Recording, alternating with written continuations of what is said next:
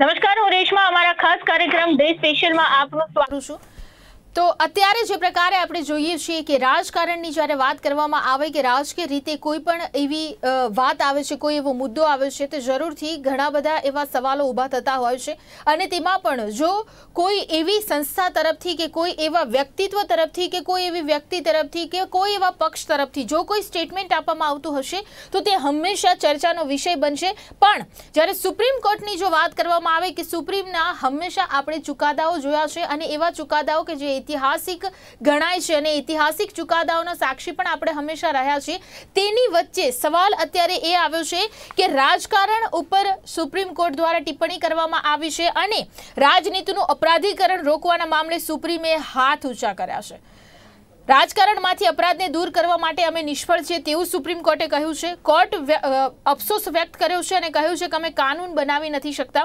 રાજકારણમાંથી અપરાધને દૂર કરવા માટે અત્યાર સુધી કંઈ થયું નથી અને ભવિષ્યમાં પણ કંઈ નહીં થાય તેવું સુપ્રીમે સખત શબ્દોમાં કહ્યું છે. અને ગુનેગારોને રાજકારણમાં આવતા અને ચૂંટણી લડતા રોકવા ન્યાયતંત્ર કંઈ કરી નથી શકતું, એટલે સંસદે કંઈક કાયદો લાવવો જોઈએ તેવું પણ વાત કરી છે. ત્યારે ચૂંટણી પંચ તથા રાજકીય પક્ષો વિરુદ્ધ દાખલ કોર્ટના અનાદરની અરજી મામલે સુનાવણી કરતા તેમણે આ ટિપ્પણીઓ કરી હતી અને કોઈ પણ રાજકીય પક્ષ પોતાના પક્ષમાંથી અપરાધીકરણને મુક્ત નહીં કરે તેવું સુપ્રીમ કોર્ટ દ્વારા કહેવામાં આવ્યું છે.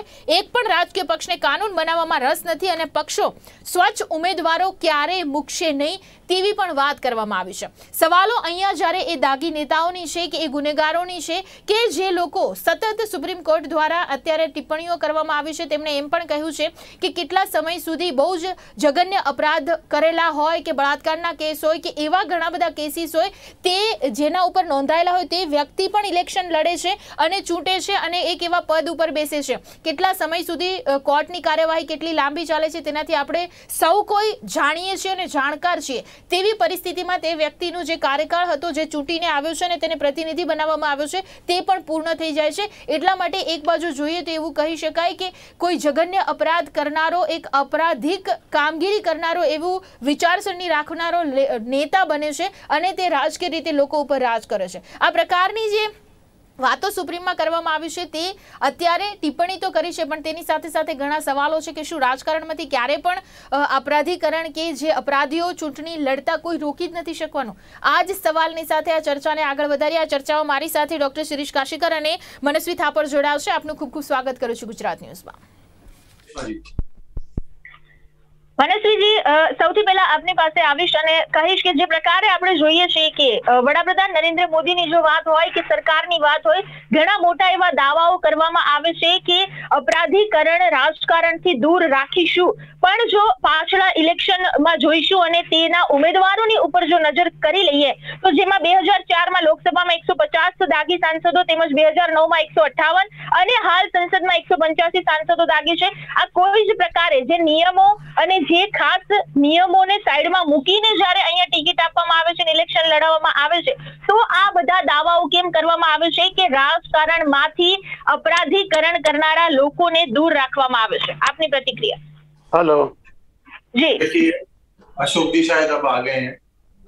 देखिए रेशमा जी, इसमें सबसे पहले तो हमको देखना पड़ेगा कि आज की जो डिबेट है ना, ये ओपन एंड शट डिबेट है.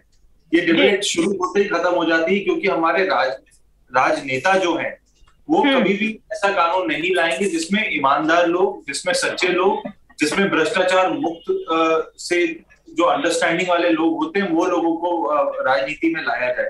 आज तो आपको आज के भारत में आपको समझना पड़ेगा कि वही व्यक्ति राजनीति में आता है जो गुंडागर्दी करता है, जो अपने एरिया का बाहुबली है, जिसको नॉलेज हो या ना हो उसकी उस एरिया में चलनी चाहिए. मसल पावर उसके पास होती है, मनी पावर उसके पास होती है, तभी वो वोट को गैदर कर सकता है. और पार्टी भी ऐसे ही व्यक्ति को देखती है कि जिसके पास पैसा है, जिसके पास बल है, मसल पावर है, उस व्यक्ति को हमेशा टिकट देने की सोचती है क्योंकि उनके बाकी सारे रिसोर्सेज को कवर कर देता है ये व्यक्ति. एक मामूली आदमी जो होता है, एक आम आदमी जो होता है, जैसे अगर मैं बात करूं आपके जर्नलिस्ट प्रोफेशन में कितने प्रतिशत लोग हैं जो क्रिमिनल बैकग्राउंड से? बहुत ही कम होंगे. मैं वकील हूं, कितने प्रतिशत वकील हैं जो क्रिमिनल बैकग्राउंड से?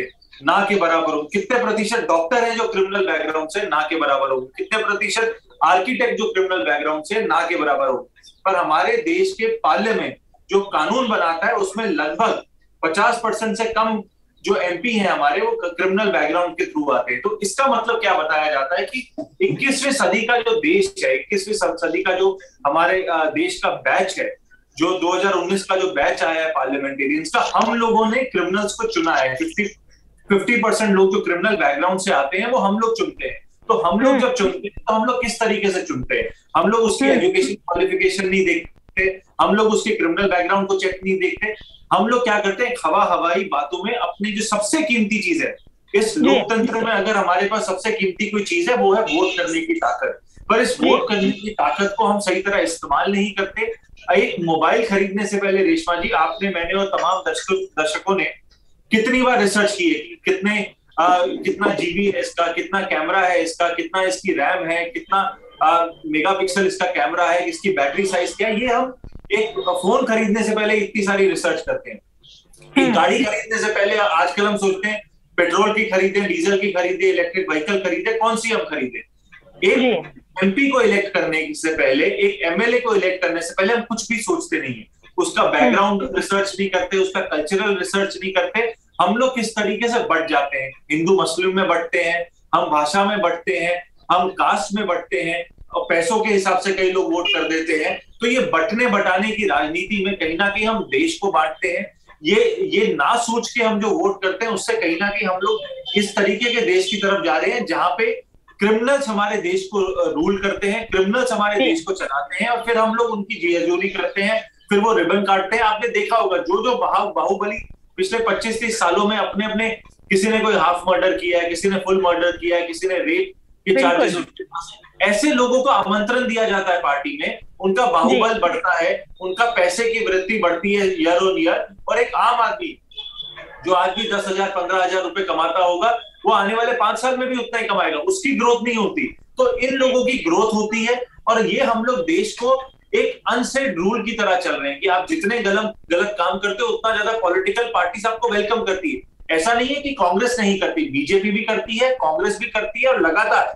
मैं आपको एक उदाहरण देना चाहता हूं। देश के जो पहले 4-5 हमारे लोकसभा के पार्लियामेंटेरियंस थे, उसमें से 0% लोगों के ऊपर क्रिमिनल चार्जेस था। और आज 2000 इलेक्शन की अगर हम बात करें, अपने एमपीज की बात करें, 50% लोगों का क्रिमिनल चार्जेस है, जिसमें कांग्रेस का भी है, बीजेपी का भी, और तमाम पार्टियों का है। तो ये मतलब चयन कैसे करती है? ये वैसे चयन करती है कि कौन सा व्यक्ति अपने एरिया में पावरफुल है, दबंग है, बाहुबली है, वो अच्छा व्यक्ति है, वो देशभक्त है, वो इंटेलिजेंट है, अपने एरिया के लिए कुछ काम करेगा। वैसे लोगों को नहीं चुना जाता, उन्हीं लोगों को चुना जाता है जो पार्टी का बाहुबल बढ़ाया जाए। और बाहुबल बढ़ाने का जो अंडरस्टैंडिंग है वो ये है कि आप क्रिमिनल कितने हो, आपके पास काला धन कितना है, कितने बड़े भ्रष्टाचारी हो, इन लोगों को प्रोत्साहन मिलता है राजनीति में। यही कारण है दुनिया का सबसे ताकतवर लोकतंत्र होने के बावजूद भी हमारे दुनिया में जो इंटेलिजेंट साइंटिस्ट होते हैं या डॉक्टर्स होते हैं, वो देश को छोड़ के दूसरे देशों में जाते हैं, क्योंकि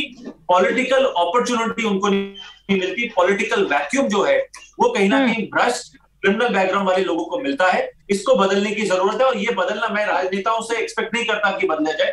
मैं आपसे, हमारे वोटर से अपील करता हूं कि हम लोग, जब हमारे को एक तो जो कॉमन मिनिमम हमारे को मेंबर्स मिलते हैं, लिमिटेड मेंबर्स मिलते हैं, उन लिमिटेड मेंबर्स का रिसर्च करें, उनके बारे में सोचें, उनके बारे में डिस्कशन करें, और फिर एक ऐसे व्यक्ति को चुनें, किसी भी पार्टी से हो या ना हो, निर्दलीय हो या ना हो, ये देख के सोचें कि वो हमारे क्षेत्र में किस तरीके से अच्छा काम करेगा और हमारे क्षेत्र को आगे बढ़ाएगा।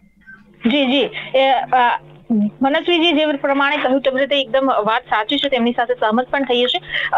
શિરીષજી, હું આપની પાસે આવીશ કે જે પ્રકારે આપણે સુપ્રીમ કોર્ટ દ્વારા કહેવામાં આવ્યું છે, ટિપ્પણી કરવામાં આવી છે, સખ્ત શબ્દોમાં વખોડવામાં પણ આવ્યું છે આ મુદ્દાને, અને તેની સાથે સાથે થોડી નારાજગી પણ વ્યક્ત કરવામાં આવી છે। તો શું હજી એ સમય નથી આવ્યો કે સંસદમાં કાયદો બને? કેમ કે સુપ્રીમ કોર્ટે હવે સંસદમાં આ કાયદો બને તેવી પણ વાત કરી છે। તો હવે શું એ સાચો સમય નથી આવ્યો આ પરિસ્થિતિઓમાં? શું આપના પ્રતિભાવ?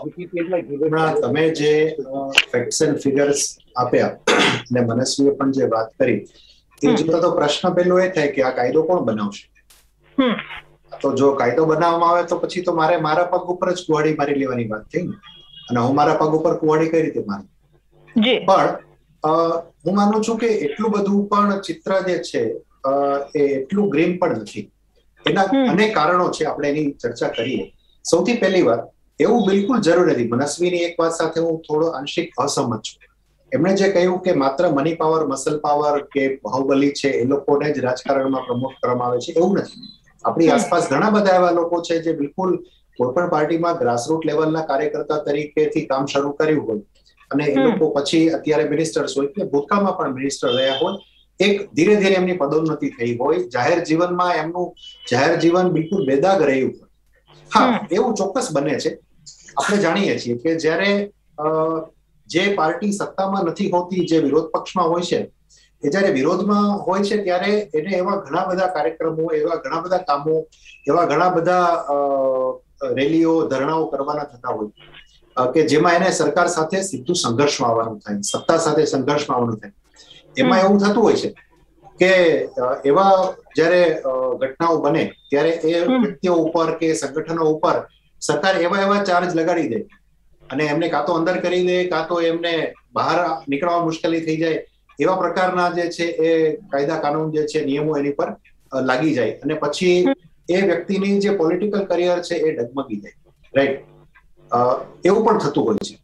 પણ એનો અર્થ એવો નથી કે એ માણસ જે છે હાર્ડકોર ક્રિમિનલ છે. હા, ચોક્કસ એને જે તે સમયે કાયદાનો ભંગ કર્યો હશે, પણ એ જે કાંઈ થયું છે એને પણ રાજકીય કારણોસર કર્યું છે અને સરકારે પણ રાજકીય કારણોસર એની સામે પગલા લીધા હોય છે. આ એક વસ્તુ. હા, સિવાય કે એ વ્યક્તિગત રીતે જ ક્રિમિનલ માઇન્ડેડ હોય, જેમ મનસ્વીએ કહ્યું પ્રમાણે કે ભાઈ એ બળાત્કારી છે કે એ મર્ડર કરેલા છે કે મર્ડરો પાછળ એનો હાથ છે કે લૂંટમાં કઈ સંડોવાયેલો છે, એક પ્રકારનો હાર્ડકોર ક્રિમિનલ છે અને એ વ્યક્તિને કોઈ પાર્ટી પ્રમોટ કરી રહી છે તો એ પાર્ટીના પણ દુર્ભાગ્ય છે અને એ જે તે વિસ્તાર જેને એ પ્રતિનિધિત્વ કરે છે એ વિસ્તારના લોકોનું પણ દુર્ભાગ્ય છે કે એવા લોકોને એ મત આપે છે. પણ ઇમ્પોર્ટન્ટ બાબત આમાં એ છે કે હું એ વાત સાથે સમજ છું કે લોકોએ પણ આ વસ્તુને જોવી જોઈએ, લોકોએ પણ મત આપતા પહેલા વિચારવું ચોક્કસપણે જોઈએ, કારણ કે હવે તો એ સુવિધા થઈ ગઈ છે. હવે તો જ્યારે કોઈ વ્યક્તિ પોતાનું નોમિનેશન કરે છે ત્યારે એને એફિડેવિટ કરવી પડે છે ઇલેક્શન પહેલા, અને એફિડેવિટ છાપામાં છપાય છે, લોકો બધું જોઈ શકે છે, એની જિંદગીનો કચ્ચો ચિઠ્ઠો આપણી સામે હોય છે, આપણને ખબર હોય છે કે એની પાસે કેટલી સંપત્તિ છે, એનું ફેમિલી શું છે, એની સામે કોઈ કેસીસ છે કે નહીં, એમાંથી ગંભીર ગુના કેટલા છે, નાના મોટા ગુનાઓ કેટલા છે, કેટલામાં એની સામે કામ ચાલે છે, કેટલામાં એ બરી થઈ ચૂકે છે, તમામ રેકોર્ડ આપણી સામે હોય છે. તો એના આધારે આપણે એક મતદાતા તરીકે પણ નિર્ણય લઈ શકીએ કે આ વ્યક્તિને આપણે મત આપવો જોઈએ કે નહીં. હા, ચોક્કસપણે. અને અલ્ટિમેટલી આપણો પ્રતિનિધિ છે આપણામાંથી જ આવતો હોય છે, એને કોઈ મંગળ ગ્રહ ઉપરથી તો લાવતું નથી. હા, પોલિટિકલ પાર્ટી એને લાવતી હોય છે. તો એ પોલિટિકલ પાર્ટી જે છે પોતાનો જે કાંઈ એનો કાર્યક્રમ હોય એને આગળ વધારવા માટે, અને હવે આજે 21મી સદીમાં એ તો વાસ્તવિકતા છે કે દરેક પાર્ટી માટે, દરેક રાજનૈતિક વિચારધારા, દરેક રાજનૈતિક પક્ષ માટે સૌથી મોટી બાબત જો કોઈ હોય તો એ સત્તા છે. અને આ જે કાંઈ રાજનીતિ આપણે જોઈ રહ્યા છીએ સત્તાની રાજનીતિ છે. તો એમાં આ પ્રકારના સમાધાનો પોલિટિકલ પાર્ટીઓ કરે છે. તો પોલિટિકલ પાર્ટીઝ ઉપર પ્રેશર લાવવાનું કામ જે છે એ તો અંતે એ જે તે પક્ષના કાર્યકર્તાઓ અને લોકો એ બંનેનું છે. જ્યાં સુધી આ બાબતો નહીં થાય ત્યાં સુધી હું માનું છું કે બહુ મોટું પરિવર્તન કદાચ એમાં નહીં આવે. કાયદો બનાવવો, કઈ રીતે બનાવવો, એના માટે તો આટલા બધા સાંસદો છે. આ બધા સાંસદો પાર્લામેન્ટમાં ભેગા થાય અને એ લોકો બધા બેસીને નક્કી કરે કે ના, ઇનફ ઇઝ ઇનફ, હવે આ પ્રકારની પ્રવૃત્તિઓ નહીં ચાલે. અમે બધા પણ એવું કોશિશ કરશું કે આવા ગંભીર ગુનાવાળા લોકોને અમે ટિકિટ ના આપીએ. તમને યાદ કરાવું vote happened in to the case of Lalu Prasad Yadav. Lalu Prasad Yadav ઉપર 10 વર્ષ સુધી ચૂંટણી લડવાની મનાઈ હતી. જ્યારે ઘાસચારા કૌભાંડમાં એમને કન્વિક્ટ થયા, 10 વર્ષ સુધી ચૂંટણી નહીં લડી શકે એવું એમને કહેવામાં આવ્યું. નથી લડી શકતા ચૂંટણી, પણ એનો મતલબ એ નથી કે રાજકારણમાંથી નીકળી ગયા છે. બરાબર, રાજકારણમાં તો છે, અને એક વ્યક્તિ રાજકારણમાં આવે પછી આજીવન રાજકારણી રહેવાનો છે. તમે એને રાજકારણમાંથી નથી કાઢી શકતા. તમે એનું ક્રિમિનલ બેકગ્રાઉન્ડ જો છે કે ગુનેગાર સાબિત થઈ ગયો છે તો તમે એને મિટાવી શકતા નથી. એ સીધી આડકતરી રીતે એ જે તે પોલિટિક્સને ઇન્ફ્લુઅન્સ તો કરવાનો છે. એ ઇન્ફ્લુઅન્સ કઈ રીતે ઓછો થઈ શકે એ પણ જોવું એટલું જ હું માનું છું કે મહત્વનું છે. જી જરૂરથી. અશોકભાઈ, જે પ્રકારે અહીંયા જો વાત કરવામાં આવી કે સુપ્રીમ દ્વારા કહેવામાં આવ્યું છે કે કોઈ જ રાજકીય પક્ષ ને લેવા દેવા નથી કે કોઈ કાયદો બને, અને કોઈ જ રાજકીય પક્ષ એવું ઈચ્છા નથી રાખતું કે કોઈ સ્વચ્છ છબી વાળું વ્યક્તિત્વ રાજકારણ જોઈન કરે. આના પાછળ પણ સુપ્રીમ કોર્ટની બહુ જ મોટી નારાજગી છે. કોઈ જ રીતે એક પણ રાજકીય પક્ષના કોઈ પક્ષમાં એ વાત નથી કરી, બધા જ રાજકીય પક્ષ આ મામલે સરખા છે તેવું કહ્યું છે. બેન, આજનો જે વિષય છે રાજકારણનું અપરાધીકરણ અથવા તો અપરાધીકરણનું રાજકારણ, આ વિષયને હું સંપૂર્ણપણે સમર્થન આપું છું. અને જે રીતે સુપ્રીમ કોર્ટે પોતાની ચિંતા વ્યક્ત કરી છે અને સુપ્રીમ કોર્ટે જે વાત કરી છે કે રાજકારણનું મોટા પાયા પર અપરાધીકરણ થઈ રહ્યું છે અને રાજકારણની અંદર મોટા ભાગે બાહુબલી અને અપરાધીઓ અત્યારે સત્તા હાસિલ કરી ચૂક્યા છે અને હાસિલ કરવાની દિશા ઉપર આગળ વધી રહ્યા છે. એબીએની રિપોર્ટ મુજબ આજે સુપ્રીમ કોર્ટ આજે પાર્લામેન્ટની અંદર, લોકસભાની અંદર પણ લગભગ દરેક રાજકીય પક્ષોમાં મોટા પાયા ઉપર અપરાધીઓ, જેના ઉપર મોટા ગંભીર અપરાધિક કેસો છે, એટલું જ નહીં, જે 48 મંત્રીઓ મોદી સાહેબે બનાવ્યા છે એમાંથી 23 મંત્રીઓ ઉપર કહું છું ગંભીર પ્રકારના અપરાધો એમાં અંદર છે. હવે સવાલ આ ઉઠે છે કે સુપ્રીમ કોર્ટ માત્ર ને માત્ર પોતાની ચિંતા વ્યક્ત કરે અને પોતે પગલા ન લઈ શકે, એ વાત પણ થોડીક જરા વ્યવહારુ લાગતી નથી. સુપ્રીમ કોર્ટ પાસે હકીકતમાં પાવર છે કે ઇલેક્શન કમિશનરને હિદાયત કરી શકે છે કે આવા કોઈ પણ વ્યક્તિને નોમિનેશન ભરવા ન દેવું, કોઈ પણ રાજકીય પક્ષનો હોય કે અપક્ષ હોય કે જેના ઉપર અપરાધિક મામલા ચાલતા હોય. હવે આ મુદ્દો જે છે એની અંદર એક વાત સ્પષ્ટ કરવા માંગુ છું કે ભારતનું, આપણા દેશનું જે રાજકીય વ્યવસ્થા છે અત્યારે જર્જરિત થઈ ગઈ છે અને નકારાત્મકની પરાકાષ્ઠા ઉપર પહોંચી છે. જે વ્યક્તિ જીતી શકે તમામ રાજકીય પક્ષો, એમાં મારો પક્ષ પણ છે, પણ હું આપને સ્પષ્ટ કહું છું કે જે પક્ષ સત્તા ઉપર હોય છે, જે રાજનૈતિક સત્તા જે પક્ષના હાથમાં હોય છે, રાજ્ય હોય કે કેન્દ્ર સરકાર હોય, એમની સૌથી પ્રથમ જવાબદારી હોય છે. બીજા રાજકીય પક્ષોની પણ જવાબદારી તો હોય છે, પણ સંપૂર્ણ બહુમત ધરાવતી કેન્દ્રની સરકાર અને સંપૂર્ણ બહુમત ધરાવતી રાજ્યની સરકારો, આ બધાની પ્રાથમિક જવાબદારી હોય છે કે રાજકારણમાં અપરાધીઓ પ્રવેશ કરી ન શકે એવા પગલા લેવા જોઈએ. હવે આ મુદ્દો જયારે આવે છે ત્યારે એક વાત બિલકુલ સ્પષ્ટ થાય છે કે આપણું દેશનું જે રાજકારણ છે એ અંધકાર યુગમાં પ્રવેશી રહ્યું છે. કારણ કે અત્યારે ક્રાઇટેરિયા, માપદંડ શું છે? કોઈને તમે ટિકિટ આપો, કોઈ પણ રાજકીય પક્ષ કોઈને ટિકિટ આપે છે, ટિકિટ આપતા પહેલા જોઈ છે કે ભાઈ એ જીતી શકે છે કે જીતી શકતો નથી. The person who can win the election, he is the entitled for the ticket.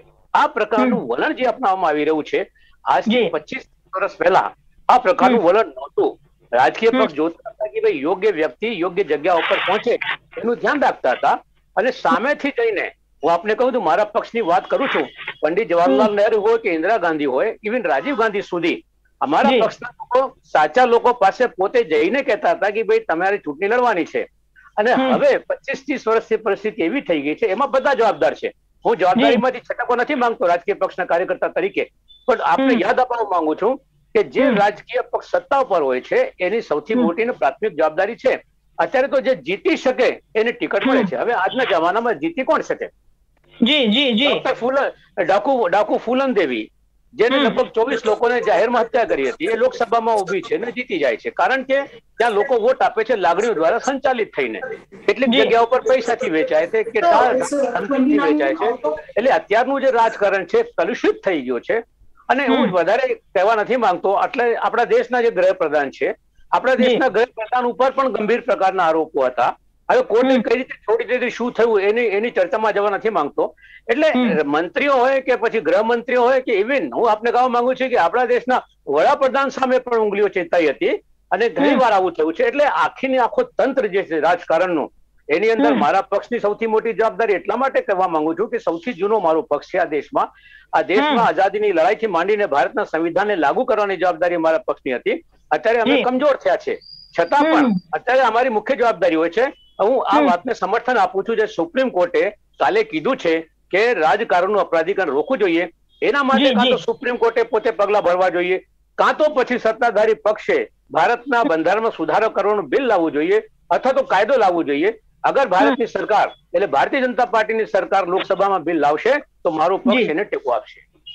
જી જરૂરથી. મનસ્વીજી, જેવી રીતે માત્ર આરોપ સાબિત થવા ઉપર જ ઉમેદવારી રદ થઈ શકે છે તે વાત આપણે જાણીએ છીએ બહુ સારી રીતે, અને એ પણ વાત સામે જાણીએ છીએ કે કોઈ પણ અપરાધ હોય તો તેની માટે ન્યાયિક પ્રક્રિયા કેટલી ધીમી ચાલે છે, અને એ વસ્તુનો સ્વીકાર સુપ્રીમ કોર્ટે પણ કર્યો છે. ત્યાં સુધી વ્યક્તિ જો કોઈ પણ રીતે એ ચૂંટી આવે છે, સંસદ તરીકે જો ચૂંટે છે કે અધરવાઇઝ ધારાસભ્ય હોય કે બીજા કોઈ પણ પદ ઉપર, જ્યાં સુધી એનો કેસ ચાલે ત્યાં સુધી તો તેનું પદભાર પણ પૂર્ણ થઈ જતો હોય છે, તેને રાજ પણ કરી લીધું હોય છે. એટલે આ પરિસ્થિતિઓમાં હવે આને કેવી રીતે રોકી શકાય? શું એવું માની લેવું જોઈએ કે સુપ્રીમ કોર્ટે જેવી રીતે હાથ ઊંચા કર્યા છે તો એ જે સુપ્રીમ કોર્ટની નારાજગી છે તેને પણ લોકો બહુ ધ્યાને રાખીને એવું માની શકે કદાચ કે હવે દાગી નેતાઓ પૂરા થશે જ નહીં, કે તે રાજકારણમાંથી ક્યારે બહાર નહીં નીકળે?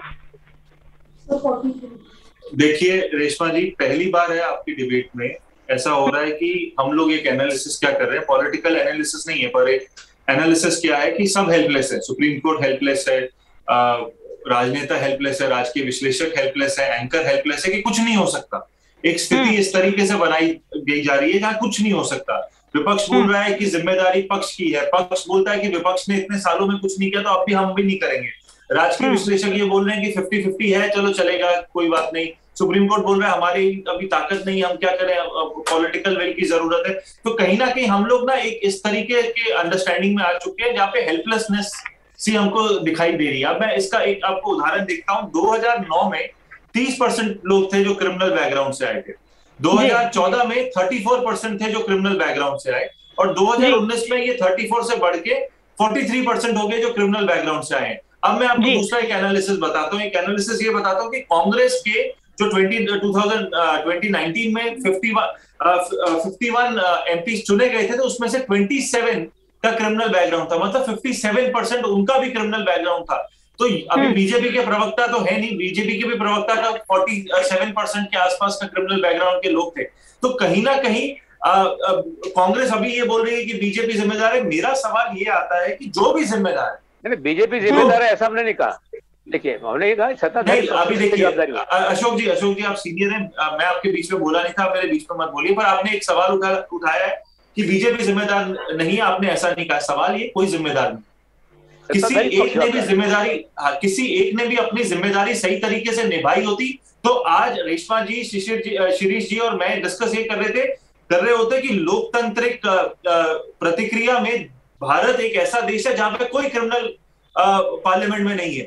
किसी ने जिम्मेदारी नहीं उठाई. मैं भारतीय जनसंघ से शुरुआत करता हूं और इंडियन नेशनल कांग्रेस में जब आपका जो चिन्ह था, गाय का चिन्ह था, उस समय की बात करता हूं, तब से लेके अब तक किसी ने जिम्मेदारी नहीं उठाई. जब बात आती है स्वच्छ भारत की, हम भारत को स्वच्छ करने की बात करते हैं. जब स्वच्छ सांसदों को करने की बात करते हैं तब कोई बात नहीं करता. ये वाली बात ऐसी बात है कि ये वाली बात करने में किसी को इंटरेस्ट नहीं है. आप हर कानून लाएंगे. हमारा भारत देश रेशमा जी एक ऐसा देश है जो कानून प्रधान देश है. हर चीज का एक कानून होता है. आपके एनवायरमेंट का कानून होता है, आपके टैक्स का कानून होता है, आपके पास हर चीज का कानून होता है. आपके ऊपर ये पेंडेमिक आता है तो एपिडेमिक एक्ट होती है. हर चीज का एक कानून होता है. पर हमारे पार्लियामेंटेरियंस को स्वच्छ बनाने का हमारे पास कोई कानून नहीं है, क्योंकि कानून बनाने की जो प्रतिक्रिया है ये रेशमा जी आपके कंट्रोल में या शिरीष भाई या मनस्वी थापर के कंट्रोल में नहीं है. ये प्रतिक्रिया अशोक जी के पास है, ये पॉलिटिशियंस के पास होती है. आज अशोक जी ने बहुत अच्छी चीज कही कि बीजेपी कर सकती है, बीजेपी शासन में तो कर सकती है. मैं आपको ये चीज बताता हूँ, स्टेट लेजिस्लेशन. अभी जहां पे भी कांग्रेस के शासन है, आप वहां पे एक लॉ ला सकते हो कि जहां पे आपकी स्टेट के लोग क्रिमिनल बैकग्राउंड से ना लाए. आपको अगर भारत को स्वच्छ करना है, अपने विधानसभाओं को स्वच्छ करना है, आप ऐसा कानून ला सकते हो, पर कोई लाता नहीं है. आपकी डिबेट में आके हम सब अच्छी बात करेंगे, देश को सुधारने की बातें करेंगे. जैसे ही आपका जूम लिंक हम बंद करेंगे, हमारे देश को सुधारने की कोई बात नहीं करेंगे.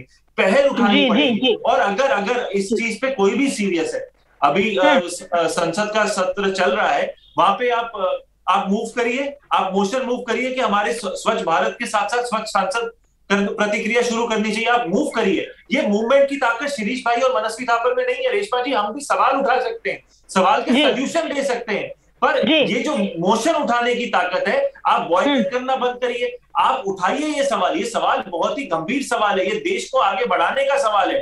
हम लोग बिल्कुल अशोक जी की बात सही है कि हमारा देश अंधकार में जा रहा है, पर अंधकार में जाने की शुरुआत किसने की?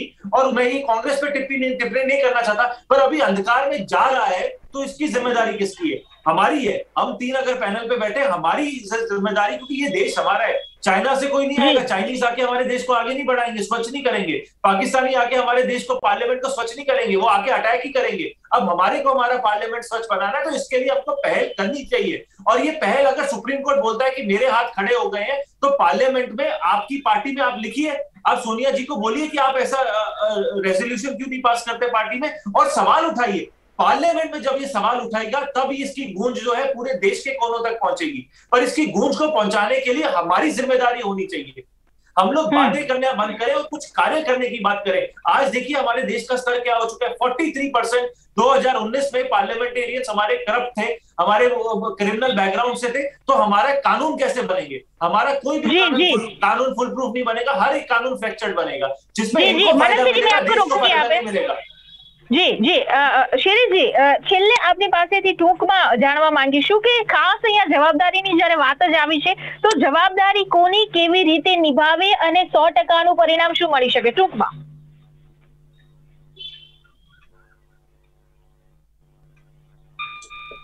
જવાબદારી તો આમાં બધાની જ બને છે, પ્રજાના પ્રતિનિધિઓની વિશેષ બને છે, કારણ કે એ લોકોએ ત્યાં બેસીને આપણા માટે નિર્ણય કરવાનો છે.